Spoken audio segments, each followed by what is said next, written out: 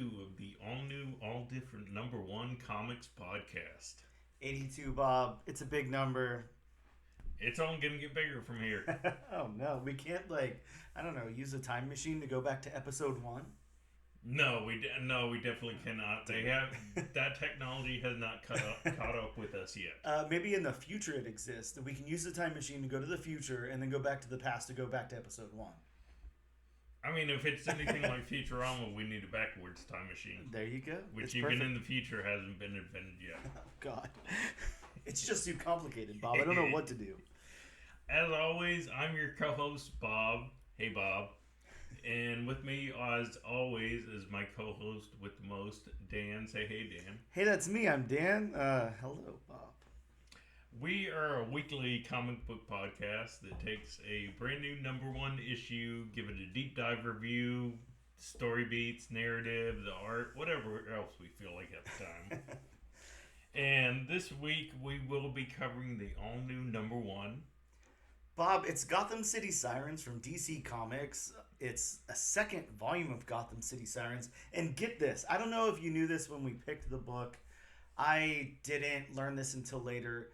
This is a weekly book replacing Catwoman, replacing Poison Ivy, replacing Harley Quinn. So those aren't coming out for the next, 5 weeks or whatever.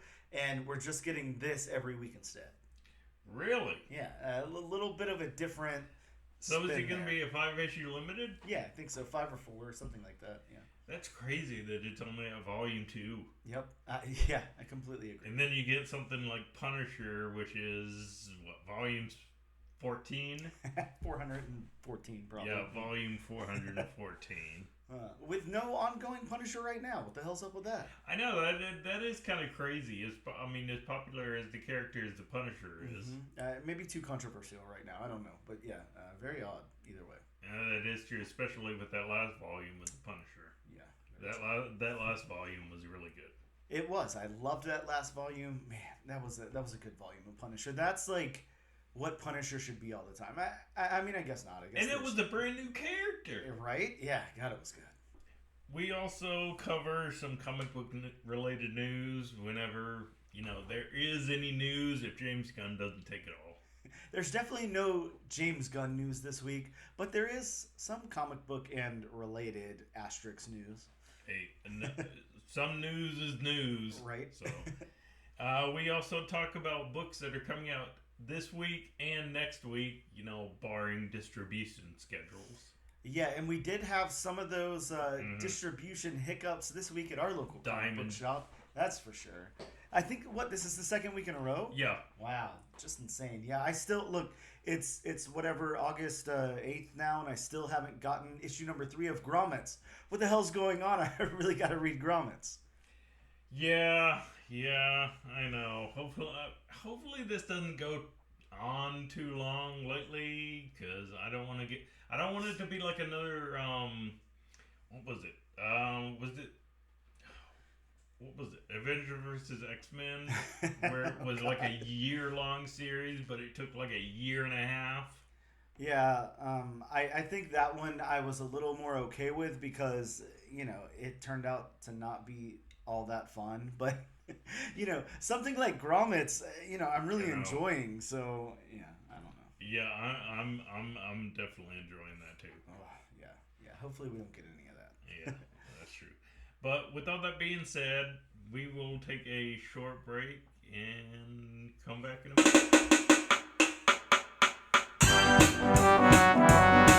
Get up. Welcome back to volume #1, issue 82 of the all new, all different #1 comics podcast. Bob, it's time to talk about some news. There's not a whole lot of news, but there is news. So we're in that, sweet spot, I guess. Whatever. First thing I want to talk about, is relevant to you, Bob. So maybe I think you'll like this one. Okay. Darth Vader issue number 50.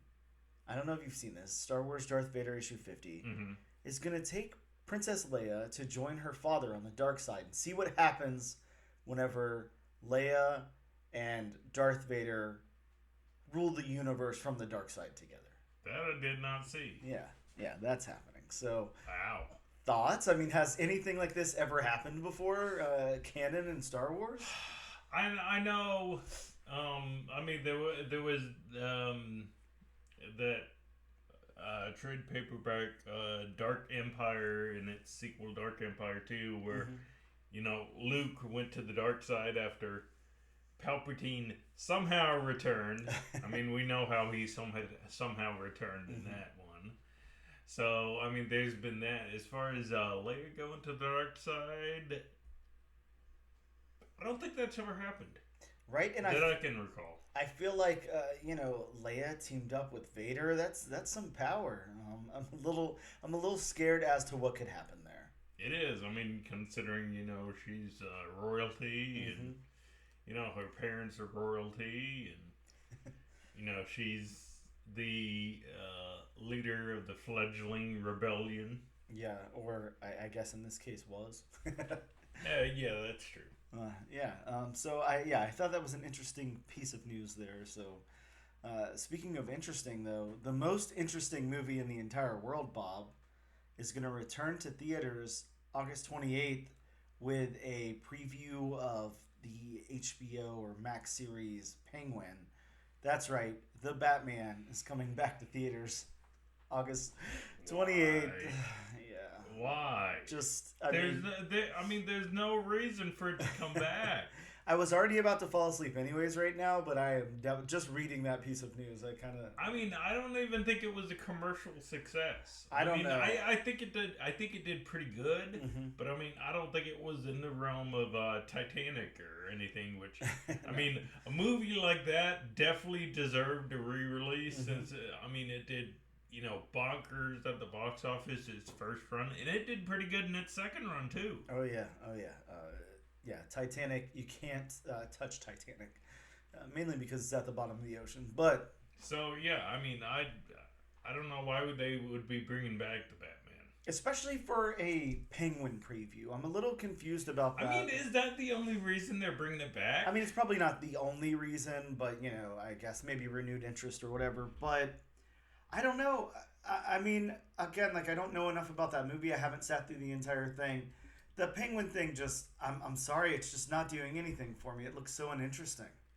I don't know. I watched it and it did seem like a by the books mafia movie. Rise to power kind of movie. It could be interesting. It could be interesting. With Falcone's daughter. Depending on how they do her portrayal. I'll give it a shot. I'm not saying that it's gonna be great or anything, but I'm in the same boat. I'll watch the first episode or whatever and see what happens. I just, based off of what I've seen so far, it doesn't look very interesting. We were just talking about, and this really isn't in the news, but just to kind of segue into something else for a second and keep it DC, you had finally watched the Creature Commandos teaser that got put out, and I think I've already stated my opinion. Like the Penguin, it's just not really doing anything for me. I will say this though, I think I just said I'd give the Penguin first episode a shot. I will. Creature Commandos, I'm going to need to see something else on to want to give it a shot. Just based on that one trailer or teaser or whatever that I saw, I'm so uninterested. I'm not interested at all. Yeah, again, like I told you off air, it reminded me of Suicide Squad. Yeah, it even had the ragtag team put together, I don't know. I can't imagine minus the bombs in the back of their necks. Yeah, true, maybe. But yeah, I don't know. I'm not sure what James Gunn and company are going for. It seems like they're going pretty low stakes on everything. It seems like it just doesn't seem massive enough for anyone to really care unless you're already really into that. Which is weird because, we're both huge comic book fans. I think I say this anytime we talk about DC, and of course we're on a DC book this week, but for the most part, anytime we've done a DC book, even though we're more like Marvel and independent guys, we end up really liking the book. So it's not that we don't like DC, it's just what kind of scale is this stuff on? Like, it's so, like, a little too grounded or something. I'm not sure. I don't know exactly what's going on with it. I don't know what James Gunn and them are going for, but for me at least, it just doesn't have enough to it. Mm-hmm.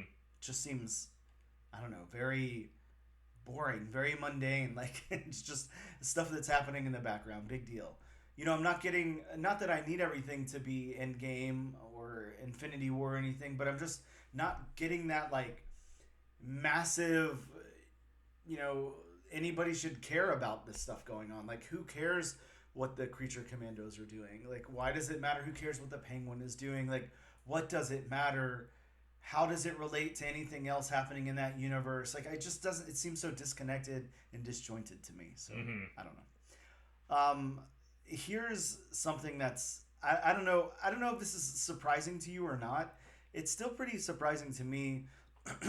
Deadpool Wolverine is currently sitting at just under $900 million at the box office. I'm definitely not surprised. I'm not either, because I'll say this. I finally did go and see it in between episodes of the podcast. That's right. I forgot you did see it. Yes, I've seen it Opinions? now. Oh, I loved it. It's great. I'll say this. I loved it, and it's great. A lot of people that I talked to were like, this is the best Marvel movie.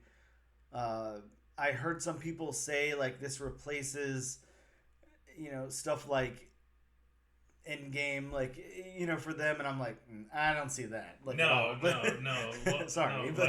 like I told you, me and a good buddy of mine, we both said it's the best movie since Endgame. Mm-hmm. Sure. Yeah, I mean, I really, really liked it. It's very, very good. It's so fan servicey, and it's like intentionally fan servicey, and I really like that. I think that the plot was really, really good. I will say, like, it seemed like it took a little too long to get to the third act to me. I think it kind of, like, the first and second act, like, it just kind of meandered till it got to the third act, and it was like, but for what it was great. And, you know, you have to look at it as like an action comedy or whatever. Like, it's not going to be, I don't know, No Way Home. It's not like, it's not meant to be that stuff. It was really, really good. What do you think of their portrayal of Cassandra Nova? Oh, I loved it. It was dead on. Like, dead on. Yeah. Yeah, she was really good. She's definitely in the upper tier of Marvel villains of all time. Yeah, I mean, yeah, the portrayal was wow. I was amazed by that. I was like, okay, they nailed her. Really, really good. And I can say for 100% certainty, I had never seen the actress in anything before. Yeah, I looked her up, but I can't remember who she is at this point. But I mean, she just blew that out of the park. Mm-hmm. And that, I think that was like one of the really good things about the entire movie. Like, I mean, of course, most of these people are coming back for things, but they're like, they're just nailing their parts. You know, of course, Ryan Reynolds is Deadpool. Like, Hugh Jackman is Wolverine. Like, you're not going to take that away from any of them. But, like, you know, even a lot of the secondary characters and stuff just really, really nailed their parts. Like, I can't think of the actor's name now, but the woman who plays Laura Kinney, like, Daphne Keane. Mm-hmm, yeah, I really, really like her as Laura Kinney. I would definitely like to see her going forward. Oh yeah, I mean, I would love if they could just do something with her. I mean, I don't know if there's enough out there for her to have her own movie, but you know, even like a 4-part like mini series or something, you know, would be really cool. But yeah, I really, you know, maybe like, I don't know, dip into her origins or something. I don't know, but like. That was a really enjoyable movie, and this is the thing about it to me, because I don't feel this way about all movies. I don't feel this way about all MCU movies or comic book movies or whatever, but like it's not just rewatchable. I feel like you have to watch it more than once. There's so much packed in there. Like, one viewing, you're missing like 3/4 of the movie. Were you This was probably the worst kept secret. Were you surprised that Blake Lively was in it? No, that was okay. Going in, that was one of the only things that I knew. I stayed away from everything, and if we want to go into some spoilers, like I guess actually his kids were in it too. Yeah, I heard as well. Yeah, both of his kids. Yeah, spoilers in 3, 2, 1. So spoilers from here on out. But yeah, some of the I mean I knew nothing. I knew that they were gonna bring some of the Fox, X-Men stuff into it and all of that. But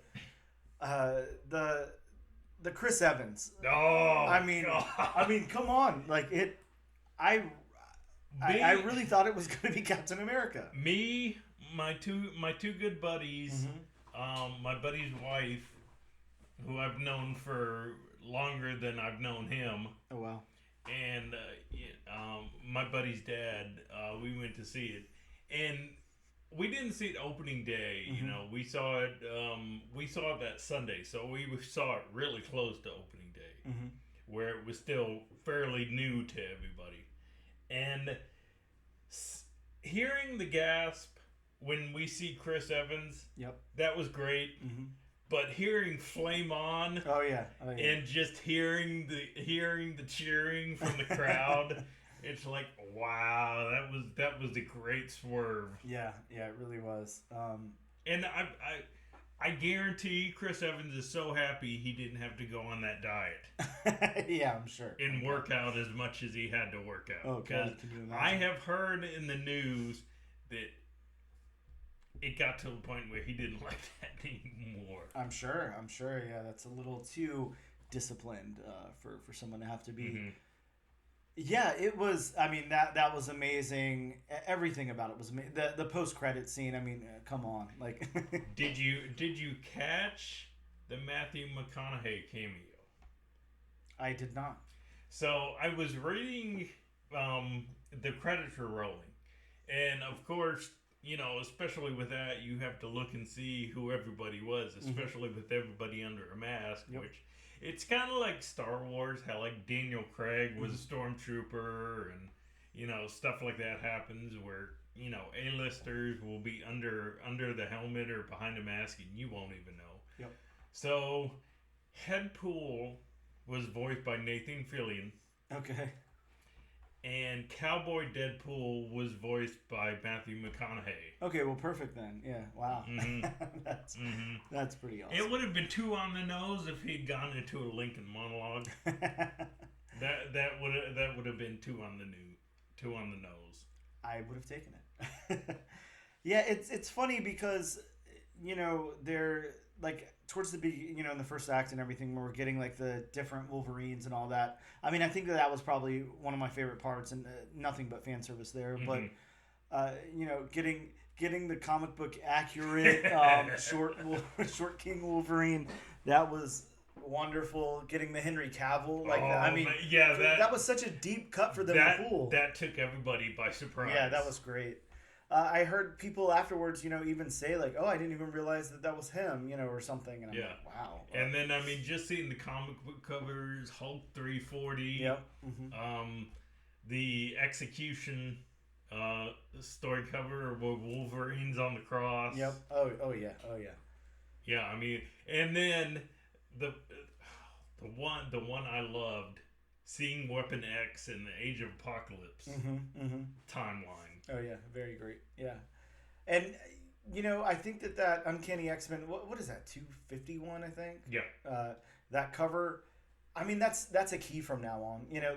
That has cemented it as everyone. That's going to be so sought after now, just because of this movie, which is really really cool. So. Well, that and definitely the McFarlane cover. I can see that. Oh yeah.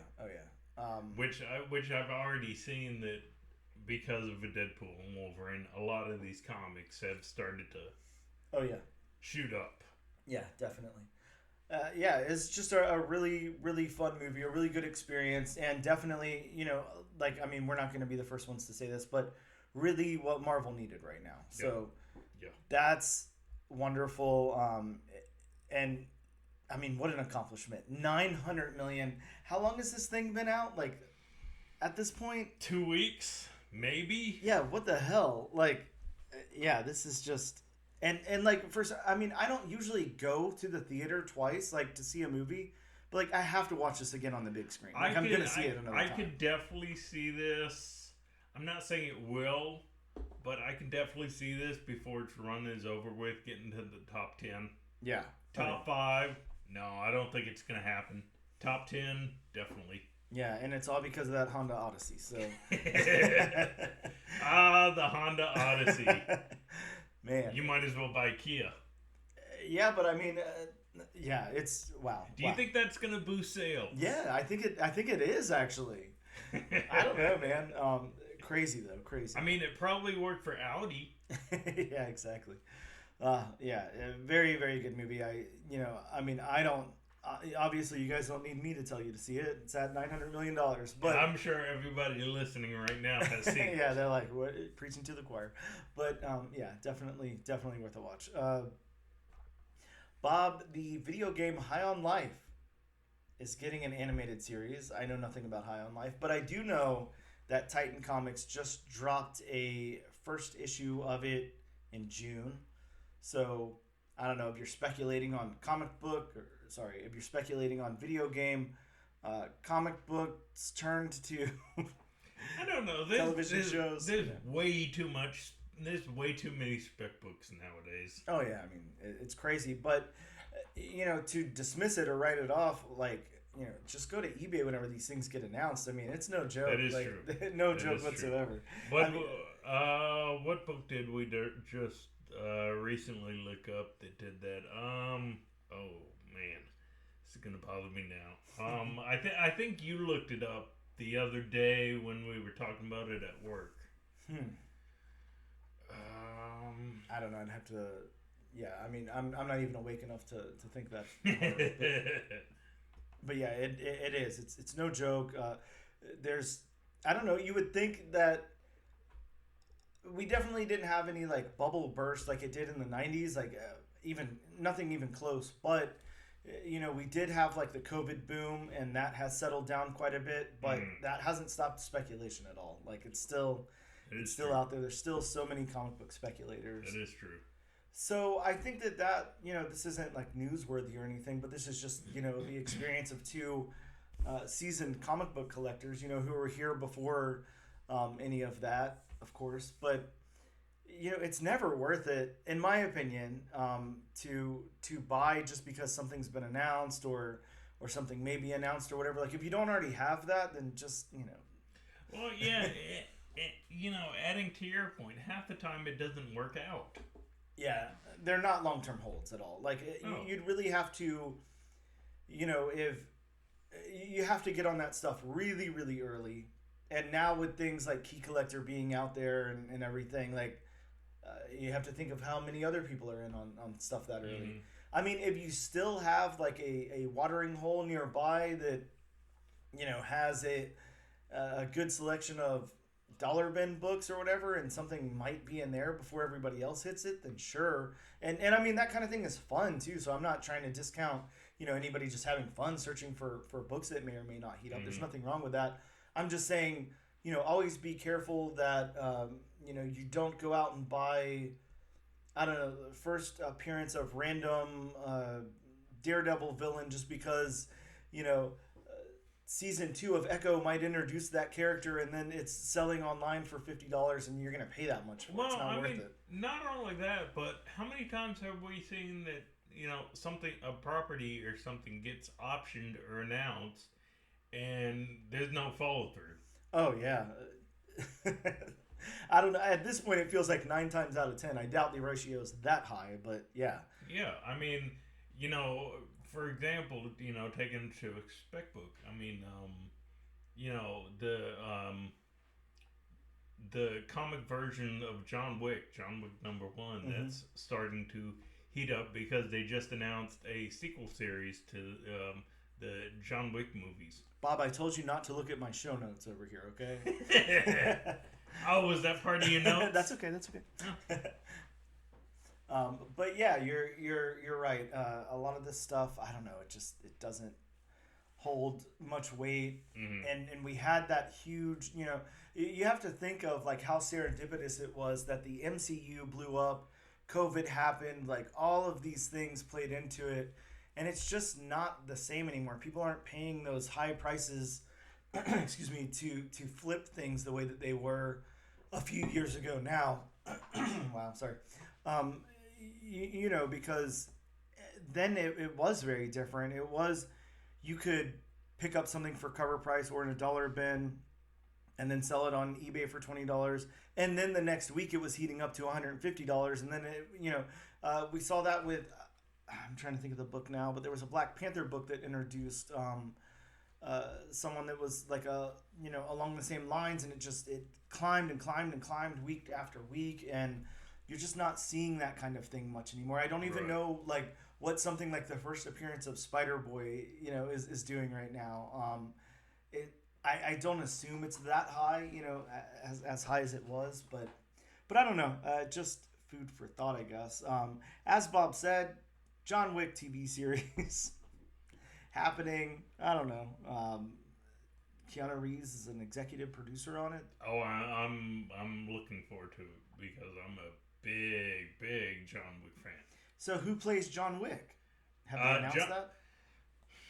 Well, I mean, of course, we don't even know if it's going to be, John Wick because, John Wick may or may not be dead after this last movie. And I mean, especially with sequel series or a prequel series or whatever, they can introduce new characters. I mean, John Wick already had the prequel series on the Continental where, I mean, it expounded upon some characters but also introduced new characters. So, I mean, for all we know, this new series could bring back some characters but also, focus on some new characters, and Keanu Reeves could, just be an executive producer or, I mean, he could, he could make a cameo and it's like, oh, he didn't die after all. Yeah, very true. What are the chances that it's just a series about his dog?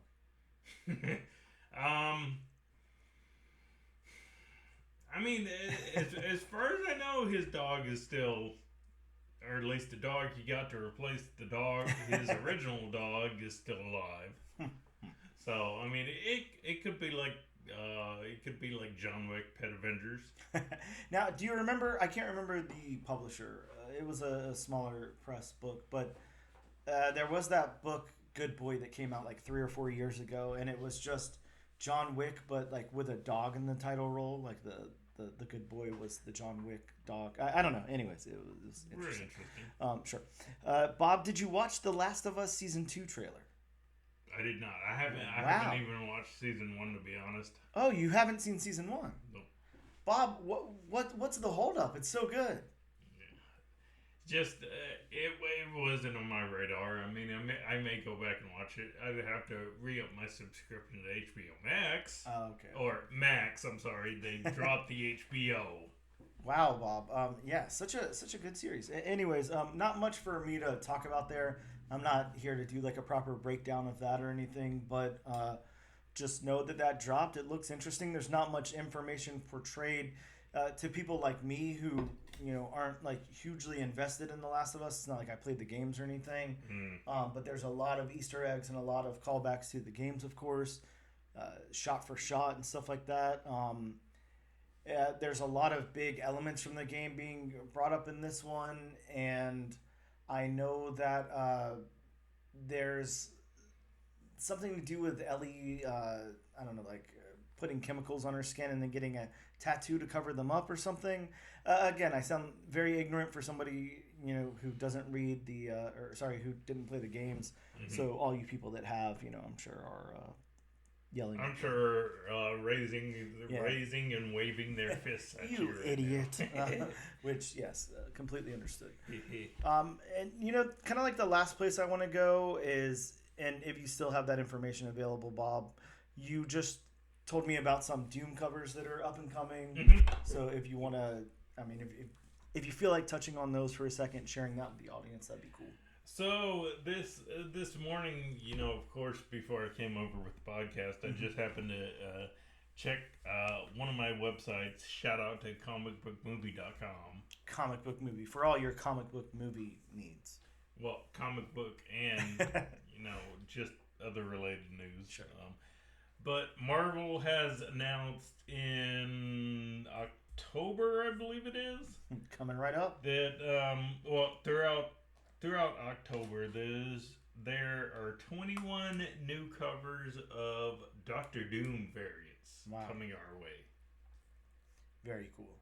And it's gonna run the gamut. I mean, there's gonna be an Avengers Doctor Doom cover. There's gonna be a really cool Deadpool Doctor Doom cover. Iron Man. I like the Iron Man and the Miles Morales. Those are both very cool. Miles Morales, Ghost Spider. So I mean, it's pretty much gonna run the gamut of everything Marvel has going on.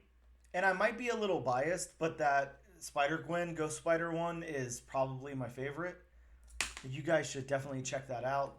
Do a Google search for, what is that, issue number 6? Yes. Okay, so Ghost Spider, Spider-Gwen, issue number 6, Doom variant. Mm-hmm. Really, really cool cover. Mm-hmm. But yeah, just wanted to touch on that for a sec. And I think that's pretty much all I got. Let's see, we covered Star Wars.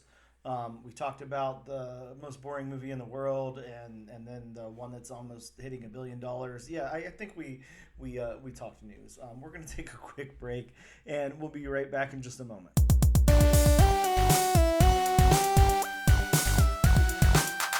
Hello, and welcome back to the all new, all different #1 comics podcast, issue 82.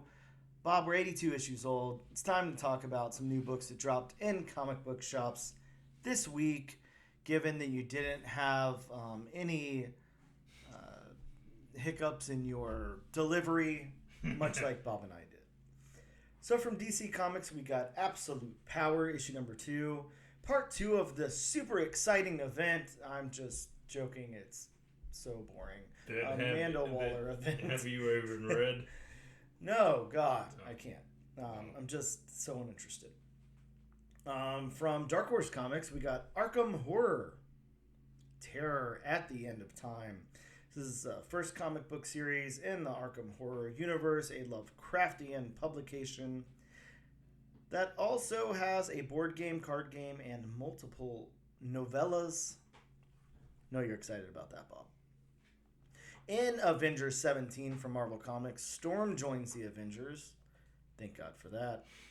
Back over to Batman. I mean DC. I mean Batman. I mean Detective Comics. Batman 151, an Absolute Power event tie-in. Hey, from Marvel Comics, even though Blood Hunt's over, the Blood Hunters are back with a 4-issue limited series featuring Dagger, White Widow, Elsa Bloodstone, Miles Morales, and Hallows' Eve.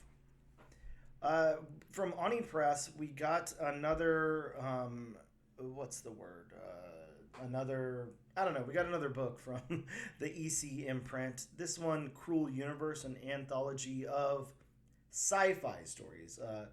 Key Collector has it marked as horror stories, but that was last week's stuff. Cruel Universe is supposed to be sci-fi driven, and it's got this cool space guy fighting a dinosaur on the cover, so I'm into it. From Marvel Comics, we got The Incredible Hulk, issue 15, The Origin of the Eldest. Bob, from IDW, Monster High, New Scaremester, issue number 1. I've got it over there in my pile. I can't wait to read it. From Magma Comics, we got Pedestrian number 1. A strange visitor speedwalks into Summer City and silently changes the life of its residents, but an ancient conflict linked to the secret history of street signs is brewing. I don't know what the hell I just read. Now, when you say speedwalk, do you literally mean speedwalk? I think so. But okay. This is, I'm not sure what I read. Very interesting, though. From Image, we got The Power Fantasy, issue number 1. I heard some great things about this. This is the fate of the world depending on 6 extremely powerful individuals never coming into conflict. There was also a secret variant for this that apparently is heating up quite a bit right this moment. From Boom Studios, we got Red Before Black. Don't worry, Bob. You and I did not get Red Before Black because it was not at our local comic book shop. So I'm glad we didn't pick that issue to cover. This one is a special assignment from the FBI. A disgraced Army veteran is sent to hunt down an infamous drug runner, but finds they have an unexpected enemy in common. Who could it be, Bob? Dun, dun, dun. Dun, dun, dun. We got the Spectacular Spider-Man, issue number 6, with the first cameo of Knife. Spider-Man Black Suit and Blood, number 1, an anthology of stories from Spider-Man's darkest era while bonded with the Venom symbiote. We also got Spider-Man Reign, issue 2, the first appearance of Mary Jane as Venom in an alternate reality. Bob, we got the adjective. What's the opposite of adjectiveless? Adjective. We got the adjectived X-Men, Uncanny X-Men number 1, the first cameo team appearance of the Outliers, and I'm sure it won't be the last adjective. I hope not. I certainly hope not. We also got Venom War number 1, a 5-issue limited series that pits Eddie Brock versus Dylan Brock for control of the Venom symbiote, and the first appearance of the Venom Horse. Just in time for the movie. Grab your copy of Venom Horse number 1. And there's also a variant cover for Venom War that comes with a horse bonded with the symbiote there. Check it out. I think that's it. You got anything else? Not on books that are coming out this week, because we don't know what actually came out and what didn't. Yeah, you're not wrong. We'll be right back after just a moment. And we are back with the all-new, all-different number 1 comics podcast, issue number 82, here to talk about Gotham City Sirens, issue number 1. That's volume 2, issue number 1 for the count, by the way. Bob, let's talk about this book. But of course, before we do, I must read the synopsis from DC. This is a long one. Brace yourselves. You can't keep a bad girl down. Catwoman, Poison Ivy, and Harley Quinn reunite for a weekly adventure. When a violent and highly illegal energy drink-sponsored hunting operation threatens the lives of wildlife and the residents of Gotham City alike, the only ones fit to save the day are the criminal trio of Catwoman, Poison Ivy, and Harley Quinn. Back together again for the first time in years.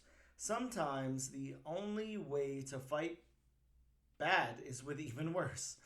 With special appearances by White Rabbit, Punchline, and introducing the himbo cowboy henchman sensation soon to be sweeping the nation, known as the Nasty Boys. Get your chaps, spurs, and hats out, cause it's hunting season. By the end of the story, you'll be covered in guts, goo, and grit, featuring the talents of Leah Williams, Matteo Lolli, Daniel Hilliard, and more. If you're not chanting hot tubs and headshots and hotties, oh my, by the end of this 4-week-long series, you're doing it wrong. That was a synopsis. Yeah, it was. Thank you, DC, for that. We appreciate you. Let's go into my less extravagant synopsis here and read what I've written, what I've put together for Gotham City Sirens. Gotham City Sirens opens with White Rabbit's alter ego. Now, Bob, I should have asked you beforehand if you could pronounce White Rabbit's alter ego for me. Jana? I'm not sure how to pronounce it. I'm going to say Jana. Jana. Okay, well, we'll go with Jana. So, Gotham City Sirens opens with White Rabbit's alter ego running from a group of shirtless cowboys on horseback while she switches into White Rabbit. Catwoman shows up, captures Jana, and we move to elsewhere in Gotham with Harley in a park as she notices stampeding bison being chased by fully dressed cowboys on ATVs.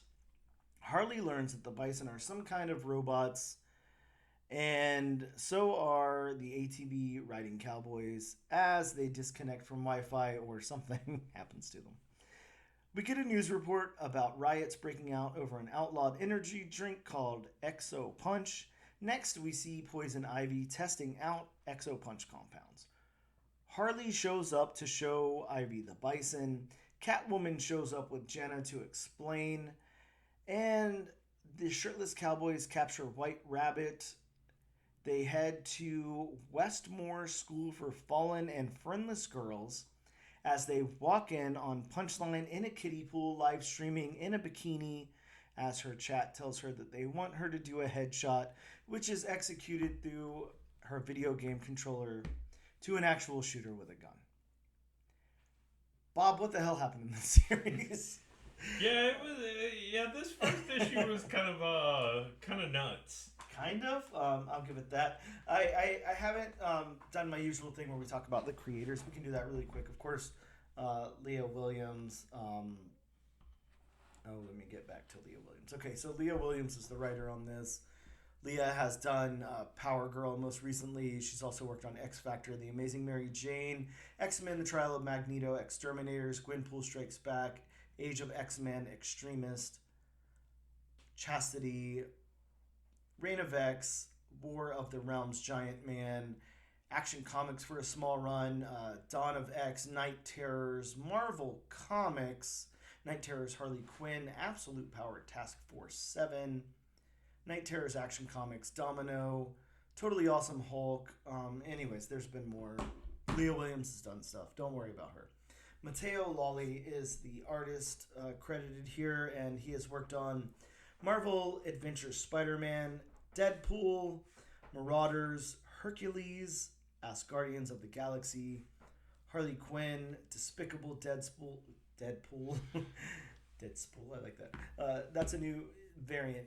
Thank you, Marvel Comics. I expect a check in the mail for it's Deadpool. It's just a spool with yarn wrapped around it. And it's like red black and black. And white, yeah. Perfect. Hawkeye versus Deadspool. Deadpool's Secret Wars. Anyways, the list goes on and on. The guy's worked on stuff. So, Bob, let's get into our thing. We're going to go over the story, the beats, the dialogue, narrative, world building, the art, the characters, backgrounds, locations, and colors. How about the story beats here? I really enjoyed this story beats. I mean, it was kind of like a Matrix-y kind of thing going on. I won't lie, and it's probably because I'm a little slow, as we all know, but I didn't quite understand like the robotic cowboy dudes and stuff at first. That was kind of weird, and going with the beats, it didn't help that I knew nothing about the White Rabbit. Yeah. So when you had it opening up with the White Rabbit personality, and then Jaina herself, it's like, wait a minute, is this the same person? Yeah, is this the same person, or what just happened? Yeah. So I mean, that threw me off, but actually when you were going through the creators, actually I did my research real quick on White Rabbit, and I'm like, oh, it's the same person, but she can duplicate herself and have two separate personalities, so that makes sense. Yeah, okay, I know what's going on. Yeah, exactly. No, this was fun because the story beats, while I think, reading it the first time, I needed to read it twice for sure, but it's like, it's pretty straightforward. We're dropped into what is going on with Punchline, and we're seeing it through the Gotham City Sirens' eyes instead. So, they're dealing with this coming to Gotham, and basically Punchline is like, a streamer or something. She's like a Twitch streamer. Which I gotta say, thank goodness they're using Punchline again. Yeah, right? Bring Punchline back into the universe. It's cool.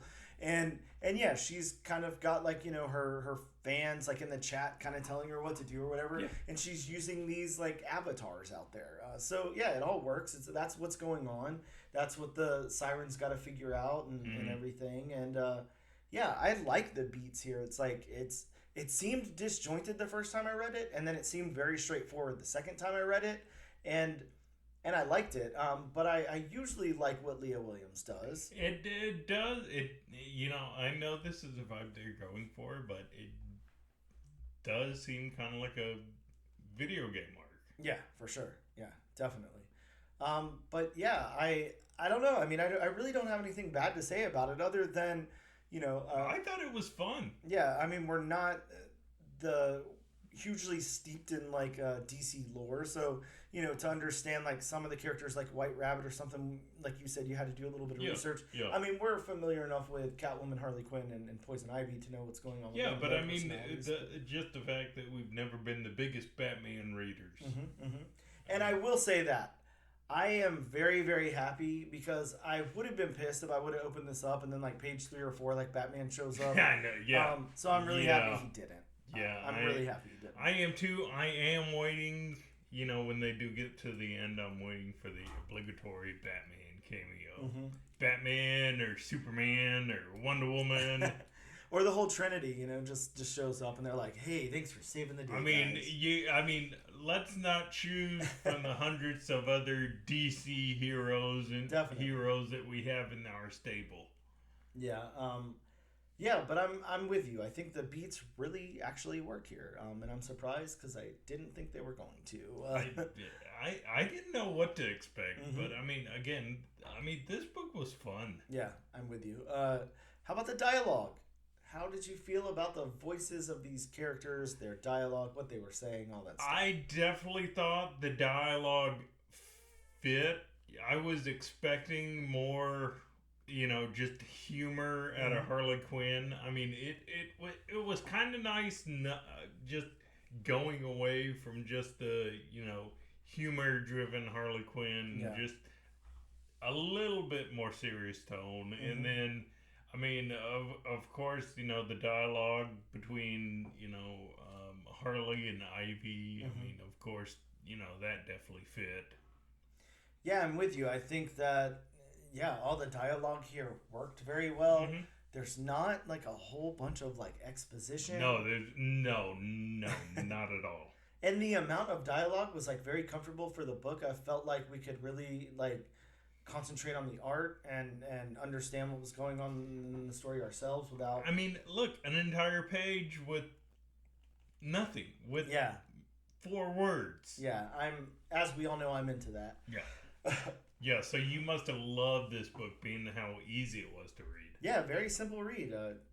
I think the first time I read it, it took me like 6 minutes or something, And then, the second time I wanted to concentrate a little harder and really appreciate the artwork and stuff. Yeah. So... yeah, this is good. I like the dialogue. I feel like, as far as nailing the voices, again, like I'm not the hugest DC fan, so I feel like I know what I know about, the 3 titular characters there. Gotham City Sirens. I mean, we don't know a whole lot, but for what we know, the voices. I mean, you could definitely hear that dialogue coming out of all 3 of them. Yeah, and I'll say this. One thing that annoys the shit out of me to no end is every time I see Harley Quinn, she's got to use the same dialogue, the same, phrases and stuff over and over again. And Leah Williams didn't really do that here. No, it felt like Harley Quinn, but she wasn't saying like pudding or whatever like every 2 seconds. Like I like that because I get that that's a part of her character, but it's just too overused. It's like every single issue of Spider-Man saying with great responsibility, like I don't need it all the time. Like it's just, okay, we get it's part of your personality. It's part of your character, but... you can give them other dialogue. Yeah, it's like, I assume you also talk like a normal person sometimes, like sometimes you're just talking to your friend or trying to figure something out, and you don't have to include all of that. So I appreciated that. It'd be like Wolverine saying, "I'm the best at what I do all the time." Yeah. Just he's got to nonstop call you Bob, like, and it's just like, all right, chill. Like you use other phrases. You call people man or dude or something too. I know it, but yeah, or other colorful language that he uses. Jackass, something. Yeah, that's tame. That's tame. True. I liked the dialogue here. I thought it fit. I thought it fit the story well. The narrative of this story, again, pretty straightforward. Like it starts a little unconventional, I guess, but other than that, it's pretty straightforward. Yeah, again, like I said, it's kind of like a Matrix E. There, that's the word I was trying to use.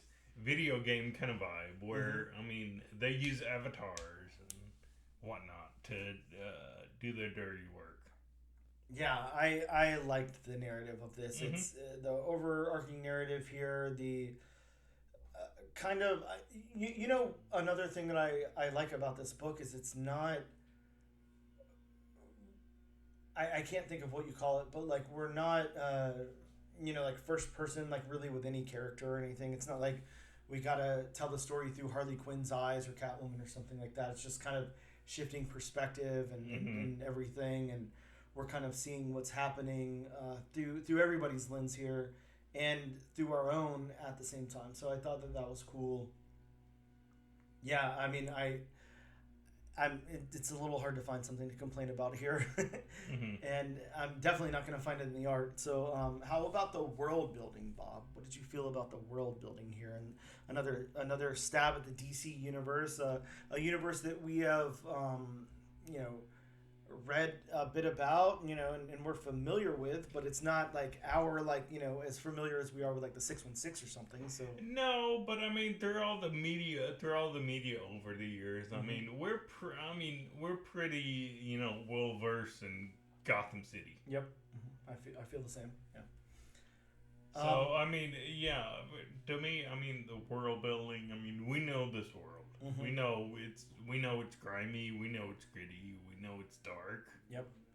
Yeah, and I like some of the places we go because we're in wherever Poison Ivy is, you know, kind of operating out of, and I like that side of the world there. I like that Harley Quinn's perspective is kind of like out in the open, like in this park or something. It's kind of like, I feel like it's a little different for her or something.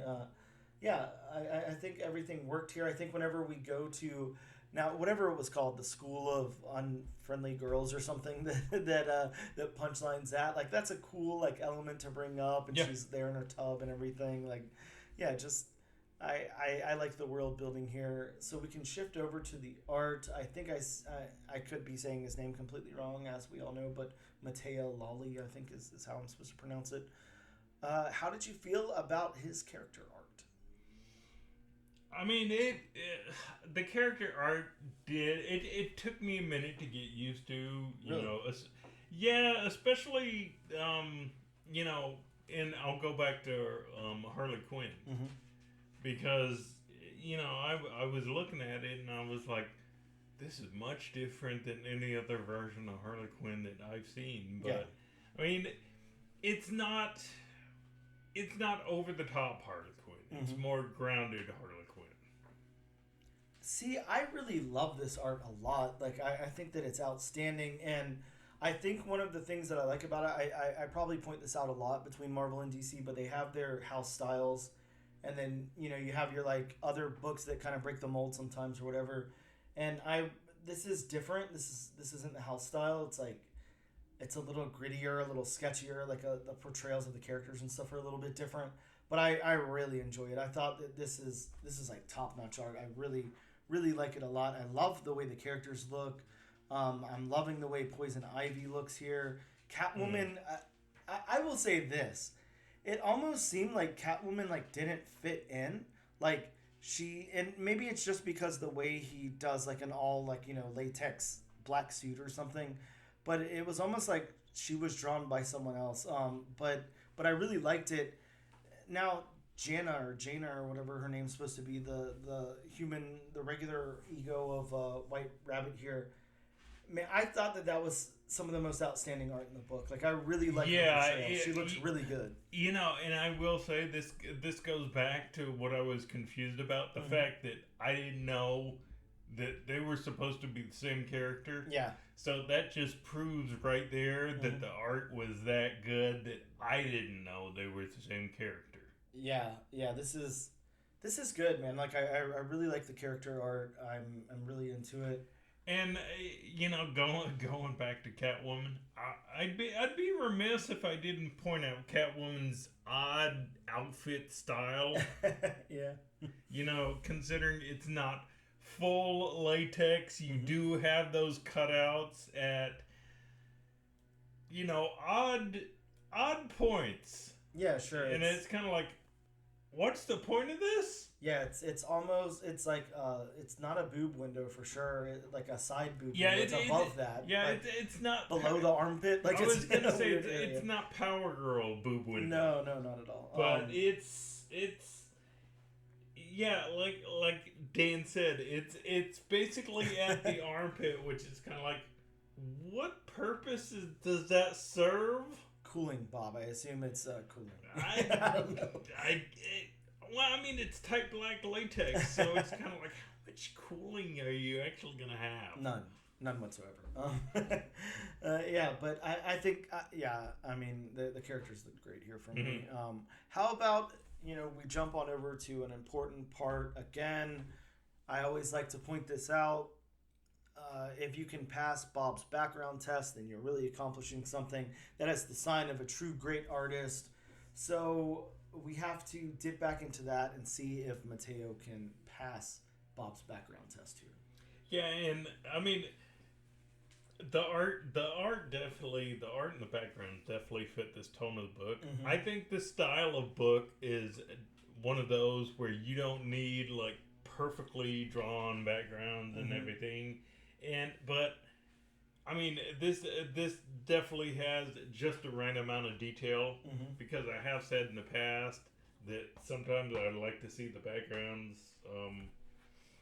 I'd like to see the backgrounds cleaned up and all that, but I think this is enough of a middle ground to where the backgrounds are definitely detailed enough for me. I mean, there are, especially in the Harley Quinn part, there are definitely a lot of solid color backgrounds, but they're not just solid color. They're action shots, so you get the blurred lines, when the ATVs are going. So there's enough of, a secondary color to where it's not like, okay, why is this just a solid color? Yeah, and I'm with you. Some of them you do have solid colors, but the stuff that's more fleshed out, like you can really see his use of background and everything. I like this whole little painted full page spread of White Rabbit, like with the buildings in the back and everything. That looks great. I think one of my favorite things about the backgrounds and his art in general is like the use of light. It just looks so interesting. It's like this weird stylized lighting. It's almost like neon lighting. Yeah, I really like it a lot. It really fits the tone of the book a lot. It does. Looks really, really cool. So then the locations, where again we're going from kind of big city Gotham there at the beginning to like a central park almost. Yep. Yeah, to the little park that Harley's in, and then over to wherever Poison Ivy's operating out. Some type of warehouse that she took over. And then we're kind of, I really like how we go to, I don't know, it just looks like the Wild Wild West while the Nasty Boys, is that what they're called? Yes, the Nasty Boys crew is kind of riding on horseback to go check out what Punchline is doing. So we have a few locations here, and I think that for the story, the locations definitely work. They're definitely separated in a way, but they work together as a whole element. Whenever the cowboys are kind of crossing over, it says Gotham City limits, or it's got like a sign or something. Gotham City. What was it? Let me not just shout out the comic book store that we shop at. Gotham County Line is what I was looking for. Soon to be your newest comic book store somewhere, I'm sure. But yeah, they're kind of crossing over there to go like the Wild Wild West area where Punchline is operating out of and everything. So that's cool. The colors. We do have a dedicated colorist for this book. Their name is, drumroll please, really, really long drumroll. I think DC does the back of the book, so we're going to take a long drum roll. So just imagine, a really long drum roll here. A really complex, nice drum roll. Should know Pharaoh. Okay, thank you for that. Yeah, so that's our colorist. How did you feel about the colors in this book, Bob? I like the colors. Yeah, the colors pop. They look really cool. I like the colors. I mean, the colors definitely fit this tone of book. Like I said, it's almost neon-esque. Yeah, it is. And when it's kind of dark out, like we get that neon reflecting off of everything. Right. And, yeah. Sorry, yawn. I'm really into the colors here. I think they work really well. Mm-hmm. Just whatever pool Punchline's sitting in, maybe she's sitting in a pool of her energy drink or something. I like the colors of that.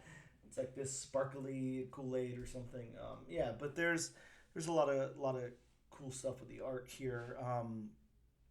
So then, of course, that brings us to the most important question, Bob. Mm-hmm. This is a weekly comic book series that is replacing all three of those titles: Catwoman, Harley Quinn, and Poison Ivy. For the next, I guess, 3 weeks after this. Mm-hmm. Is this enough to make you suggest issue number 2? Is this enough to make you, I don't know, not miss those ongoing series for the next issue? Is this enough for you to add this to your pull list? I think it is.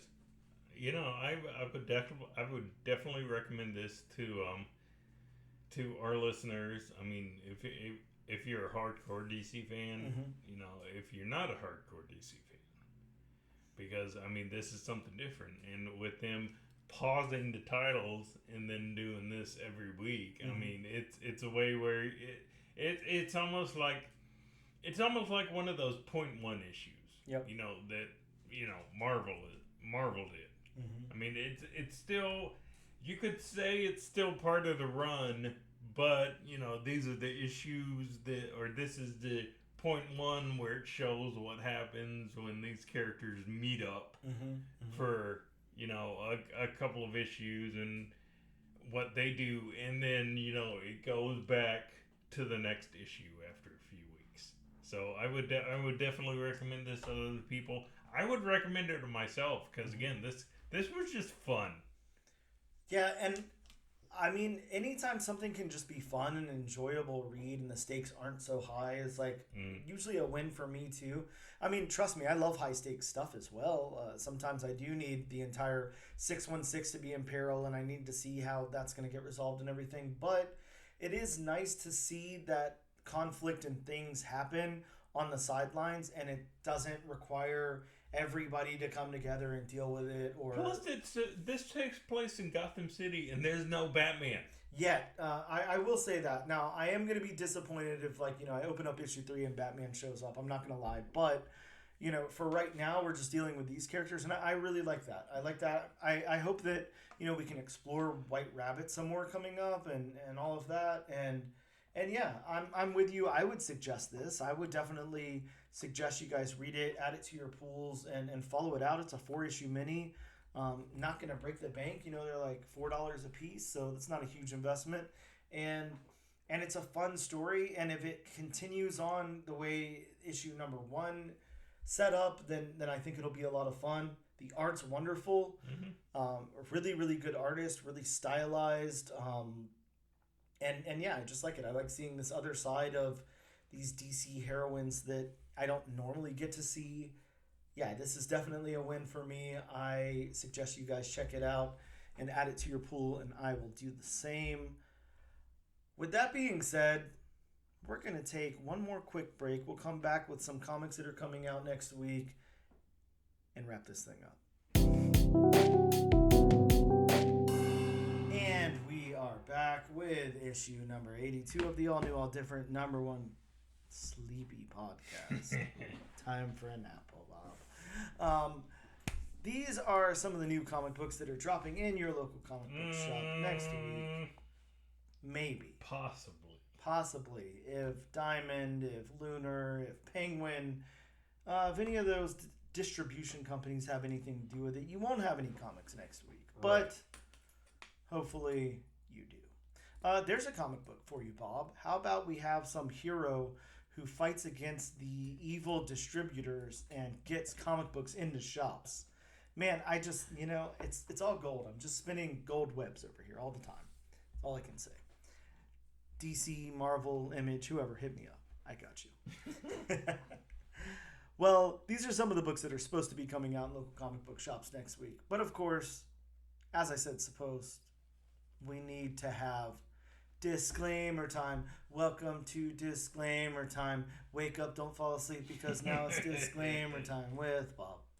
Yes, like I say this and every other week, these are just some of the books that may or may not at this point. Boy, I have to put a disclaimer on my disclaimer. That's it.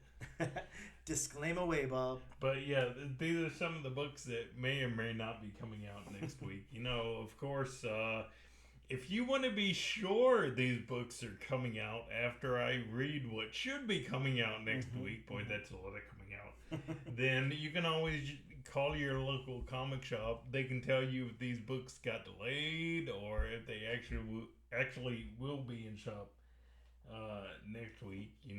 Please and thank you always go a long way. Definitely do. You can always consult elsewhere. You can send a Harry Potter owl, send a unicorn, have a John Wick pipeline. Ooh, yeah, there you go. Whatever else. Right? Send a tropical storm, we just had one here in Florida. Send a tropical Was it storm really? over. Was it really? No, it was, a normal Florida summer afternoon, but it was a minor inconvenience at most. I don't know. I wasn't inconvenienced, but yeah, you can always hit up your local comic book shop. Tell them that Bob sent you, and let them know that you want to know what new issues may or may not be coming in that week.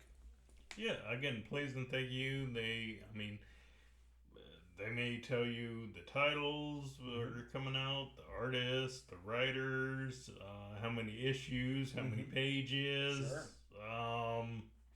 Yeah. You could probably, if you ask really nicely, get them to draw the comic for you, before it comes out. Maybe they have a good retelling, a good pre-telling of what might happen. Ooh, you never know until you ask, right? Ooh, I like that.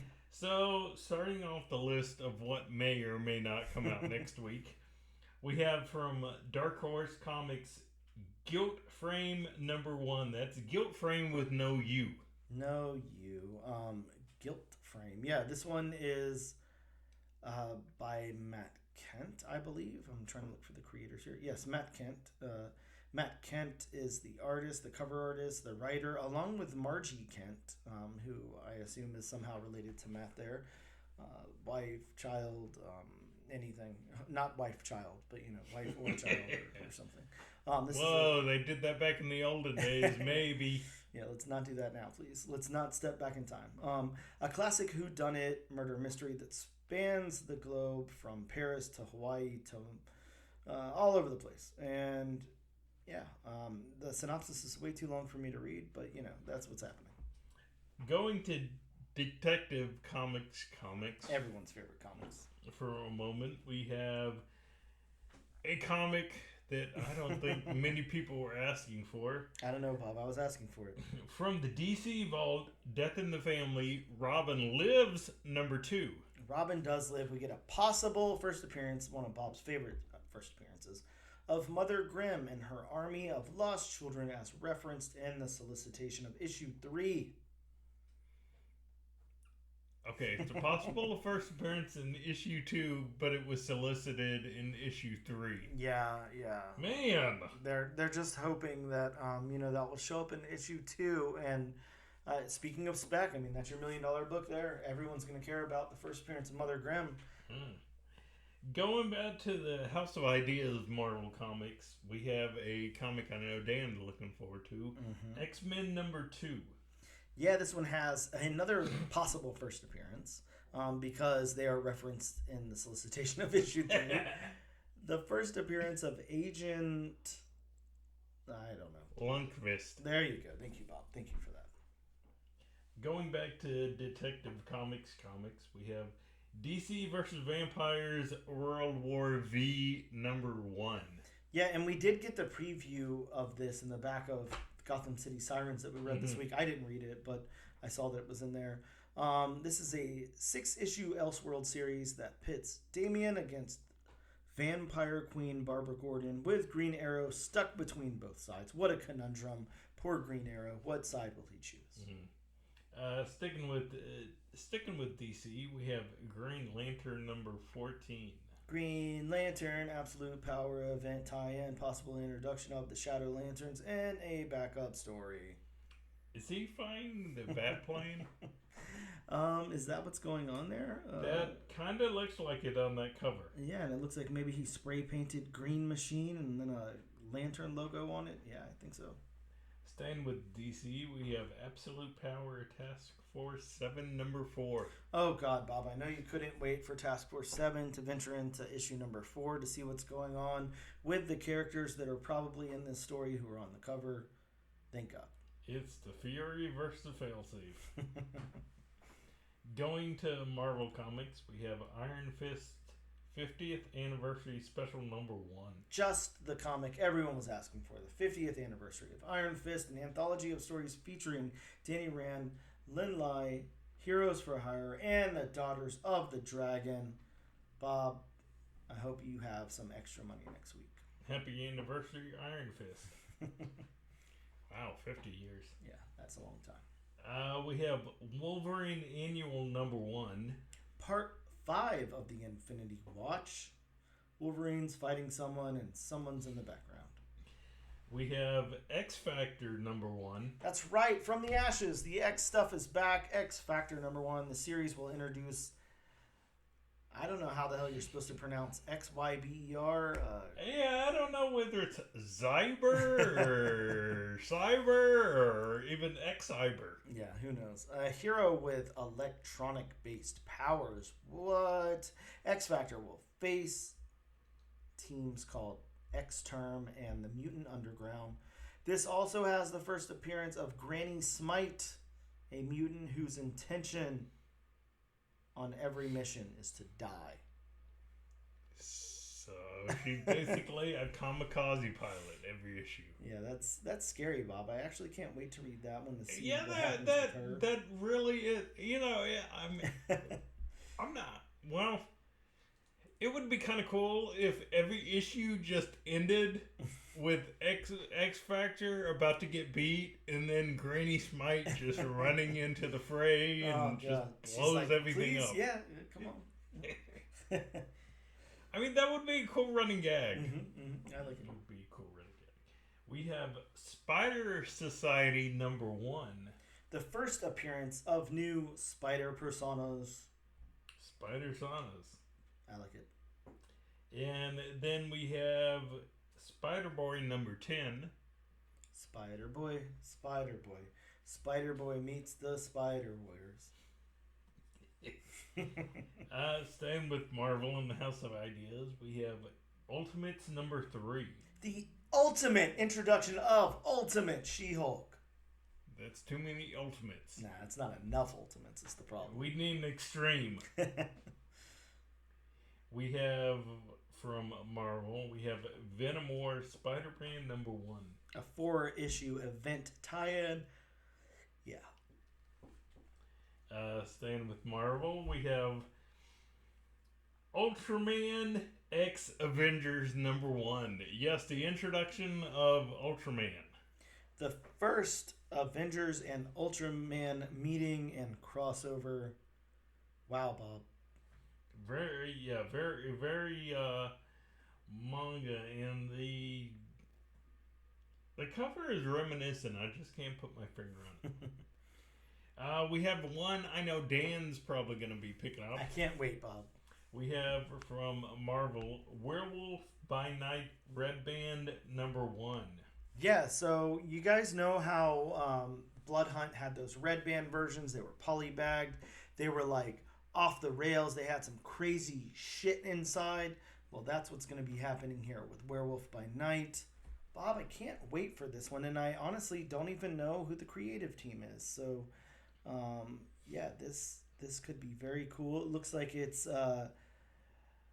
Jason Lowe as the writer and Sergio Davala as the cover art, as the artist. I'm not too familiar with either of them, so I don't know. I'm stoked about this. Werewolf by Night. Get some damn horror in there. That's what we want in the Marvel Universe right now. And then rounding out this list of comics that may or may not come out next week, we have from Dark Horse, we have Midst number 1. Yeah, and I'm not too sure this one is actually coming out. I don't see it listed anywhere else, so who knows? Could come out, could not come out. All of these may or may not come out. Yes, exactly. Always a risk. worth taking, right? So we've got some books on the wheel, brought to you by the lovely wheelofnames.com, not sponsored by, even after 82 I know. I mean, come on. 82 issues, yes. I know we haven't used you every single issue, but, I mean, come on. What are you doing? Yeah, come on. Wheel of Names, we know you're listening. Just, yes.